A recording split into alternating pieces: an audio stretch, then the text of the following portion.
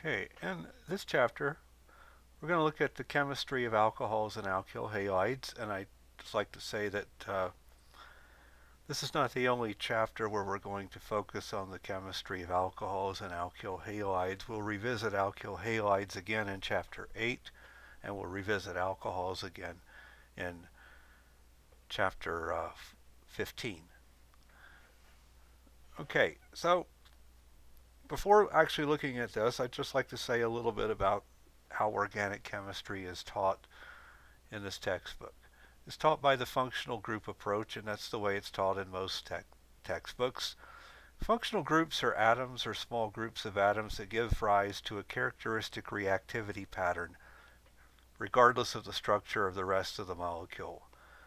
By the time the second half of the class ends, you'll have studied all of the common functional groups, and you'll have a good fundamental understanding of organic chemistry reactivity.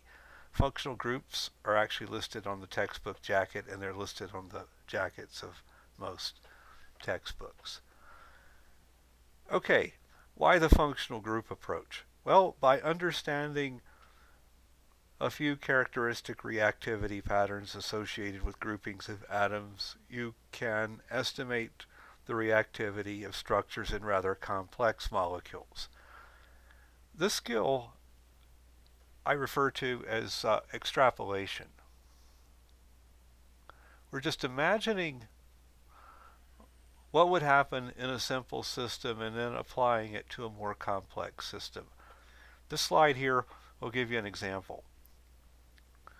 Okay, so from chapter 6, we'll learn that carbon-carbon double bonds react with bromine to basically give you a compound that now has two bromines and a carbon-carbon single bond, this compound right here.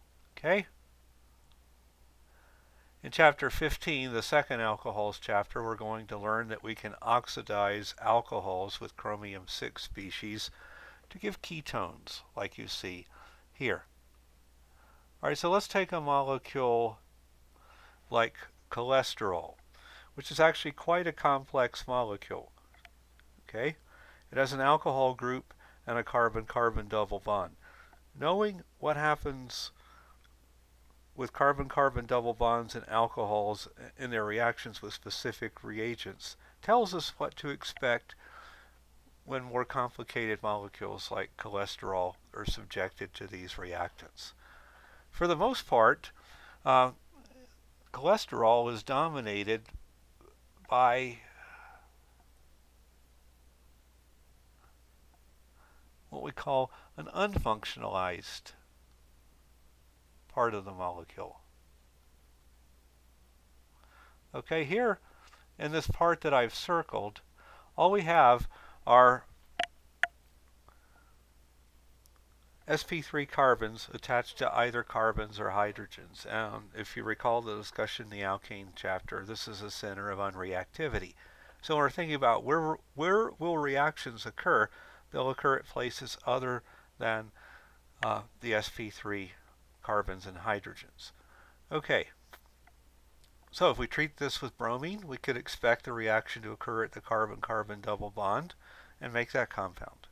If we treated this with chromium trioxide, we'd expect the reaction to occur at the OH group, and we should see the compound where the OH group transforms to the C double bond O, just like it does in these comparatively simple systems over to the left. Okay, so we're going to look at alkyl halides and alcohols and their nomenclature and physical properties first. Okay, we don't really need to talk about the nomenclature of alkyl halides because we discussed that when we were talking about alkane nomenclature. The dominant intermolecular force in alkyl halides is dipole-dipole attractions, like you see here. Okay, so most or all alkyl halides have a dipole that goes out to the halogen. All the halogens are more electronegative than carbon. So when a halogen is attached to carbon, a partial positive charge is placed on the carbon and the halogen gets a partial negative charge. Okay, so it's the attraction of these dipoles. Okay, we'll just imagine CH3F as a partial positive right here.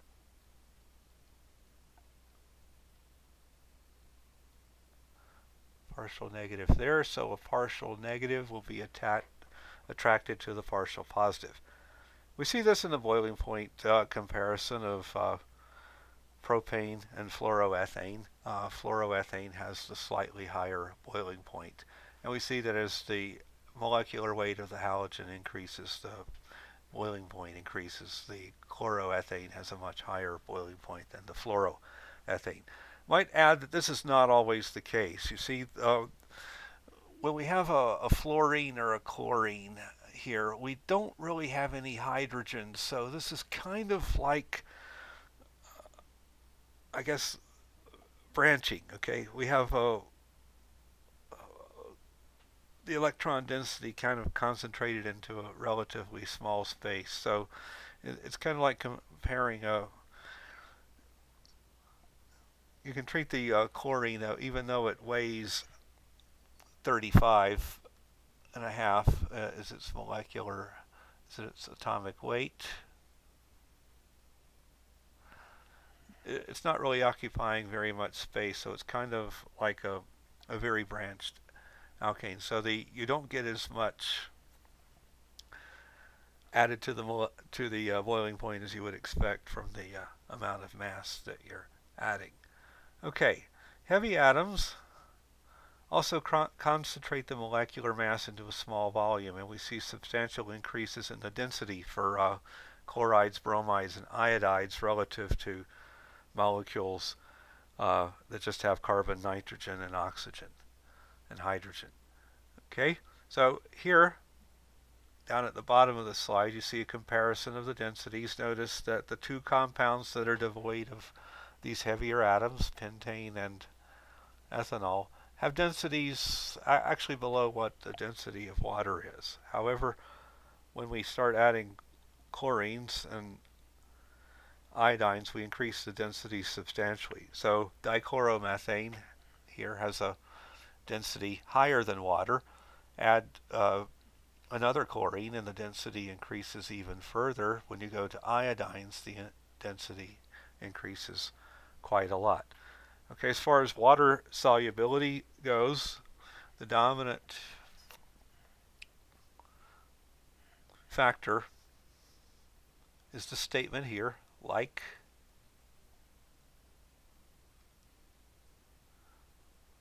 dissolves like, and water is primarily a hydrogen bonding solvent, and these don't hydrogen bond, so you don't see alkyl halides having any water solubility at all. Alkyl halides are pretty much exactly like alkanes in their water solubility. Okay, we haven't really touched on the nomenclature for alcohol, so let's do this here. I'm going to be brief because we've already learned the basic principles of nomenclature from our study of alkanes. Okay, so let's look at first the common name. A common way to name alcohols is to just name the R group that's attached to the alcohol, and then just add the word alcohol. So this alcohol here has an isobutyl group attached to OH, and a good name for that would be isobutyl alcohol. Here, and the next one, an N-propyl group is attached to OH, and that could just be called N-propyl alcohol.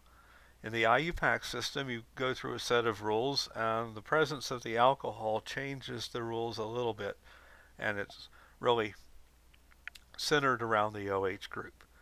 Okay, so when we find the longest chain in an alcohol, we have to find the longest chain that contains the OH group. Okay, if it doesn't contain the OH group, we're not going to use it as part of the longest chain. Okay, we're going to number so as to give the alcohol carbon the lowest number. This takes precedent over finding the first branch point. Okay, and we're going to follow the rules for alkanes regarding the substituent. Instead of the name ending in E like with an alkane, we're going to replace that E with a dash number dash OL, where X is the number for the OH containing carbon. Okay, so what's the name of this compound here? We would find the longest chain that contains the alcohol. It's that chain identified through the numbers right here.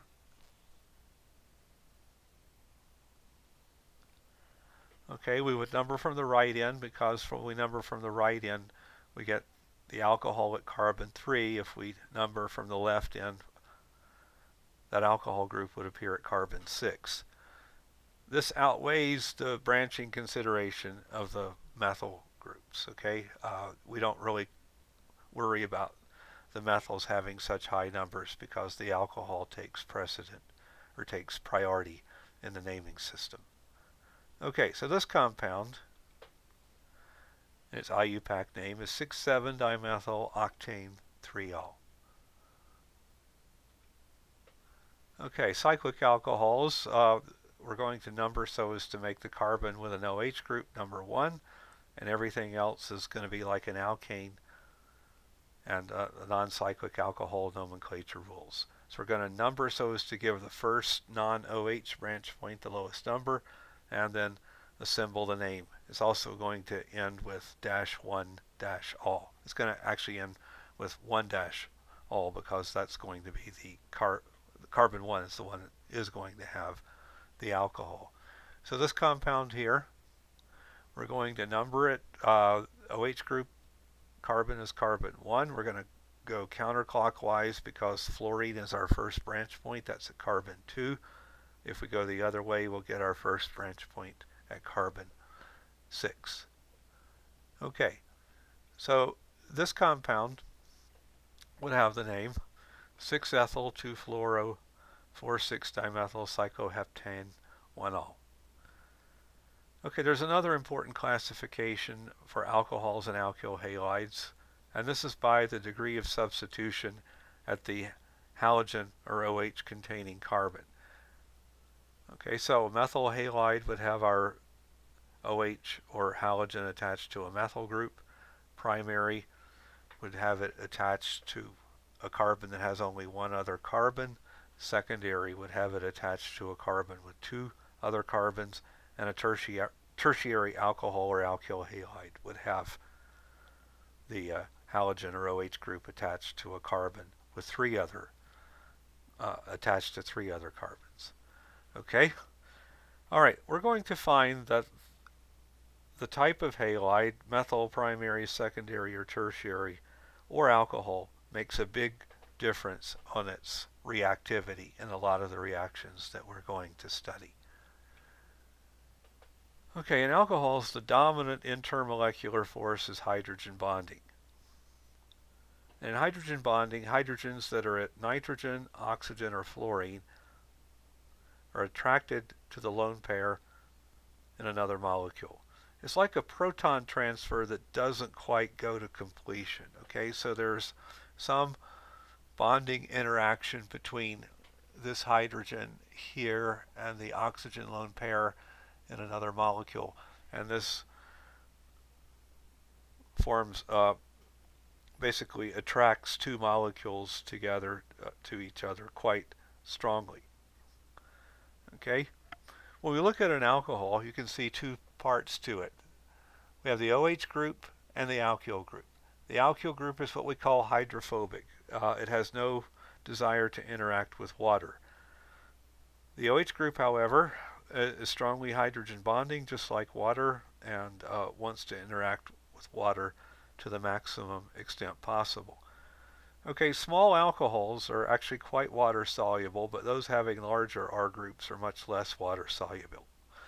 Okay, so isopropyl alcohol right here is completely miscible with water at all concentrations. Okay, and there we have 3 carbons per oxygen.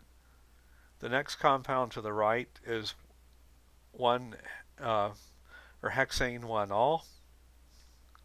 Here the water solubility is about 6 grams per liter. That's a fairly appreciable amount, but it's quite a lot less than isopropyl alcohol. And when we go to 1-octanol or octane 1-ol, the water solubility drops a little bit. So what we can see here is that the water solubility depends on the ratio of carbons to oxygens. The higher or the lower that ratio, the more water soluble the compound. Okay, of course, cholesterol itself is an alcohol, but we know that it's not water soluble. If it was water soluble, it would not be a factor in arteriosclerosis, right? It could not deposit itself on the side of arteries because it would just dissolve in the water that makes up a high percentage of blood. Okay, all right. So let's do a problem. We're going to name each species drawn, and then we're going to rank them in terms of their anticipated density. Okay, you should pause the video, do it, and then check your answers. Okay, so the name of the first one is 7-chloro-7-methyl-3-octanol. We would start our numbering right here.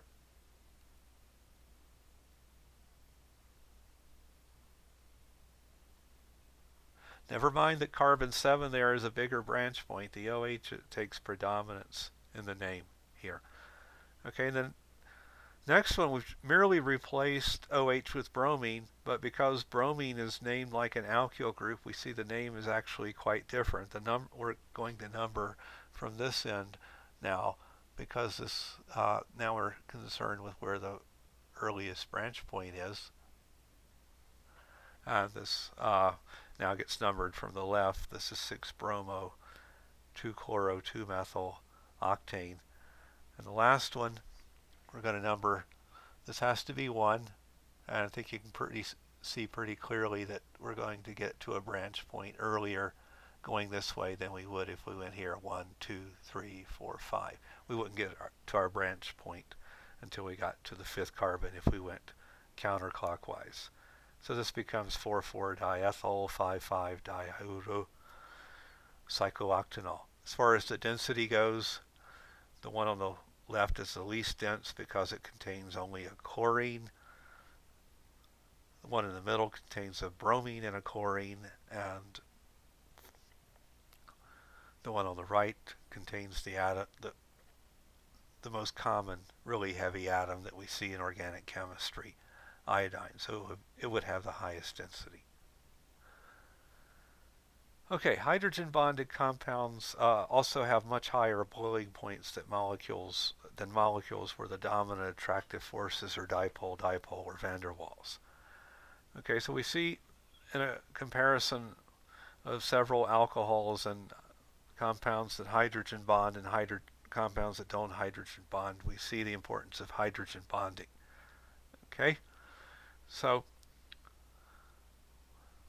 the two compounds on the right, these are the only ones that do not engage in hydrogen bonding, and they have much lower boiling points than all the others. These all, by the way, do have approximately the same molecular weight, plus or minus about 2 mass units.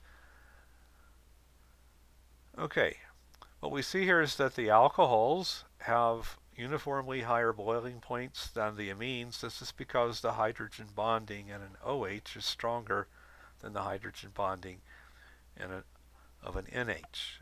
But however, all the oxygen and nitrogen, or all the compounds with OH groups or NH2 groups, have much higher boiling points than the compounds that don't have any hydrogen bonding on the right. Right here we also see a secondary effect, that the number of carbons has a big effect when we compare these two. One has a 3-carbon tail, the other has a 4-carbon tail. The one with 4 carbons attached to OH has a higher boiling point than the one with 3. And here we also see, when we compare these two compounds, both of these have 4 carbons attached to the OH group. However, the one that has the least amount of branching still has the higher boiling point. So this effect noted for alkanes is still holding for alcohols. Okay, And here's another problem for you. Rank the following compounds in terms of their boiling point. Place number 1 underneath the one with the highest, number 7 underneath the one with the lowest boiling point. And note that they all have roughly the same molecular weight. And that for compounds that have a C double bond O group, dipole-dipole attractions are the dominant attractive or intermolecular force. Okay, so try and rank these and before advancing the slide to see the answer. Okay, so how are we going to rank these? We're just going to look at the dominant intermolecular forces. Okay, so the OH groups or the alcohols have hydrogen bonding.